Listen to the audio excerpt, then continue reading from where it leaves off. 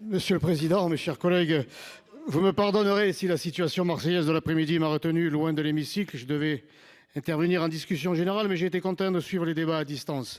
Quelle confusion, en tout cas, c'est parti dans tous les sens. Quelle est au final la stratégie de la France en matière énergétique et quel est le cap que veut fixer la majorité de droite au Sénat ?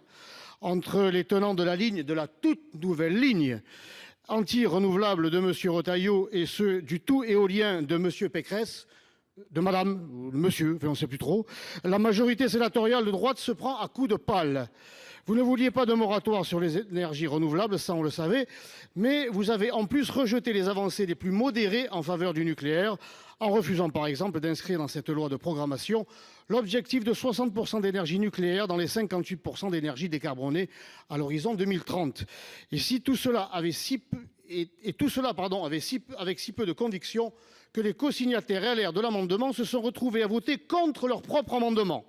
Décidément, vous avez préféré les anathèmes de M. Jadot à l'expertise de M. Proglio.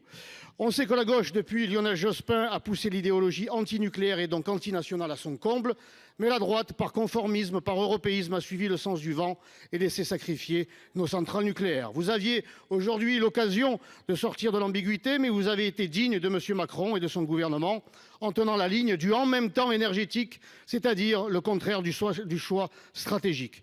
Chers collègues de droite, les changements de cap de la Macronie depuis 8 ans sur le nucléaire n'ont visiblement pas suffi à vous ouvrir les yeux. Vous choisissez de continuer à naviguer à vue sous prétexte d'être raisonnable et modéré. Mais comment voulez-vous retrouver vos électeurs perdus et la confiance des maires que vous continuez à mépriser ? Eux, ils savent que la facture a explosé et que l'industrie et l'économie ont été plombées aussi vite que nos sols ont été bétonnés.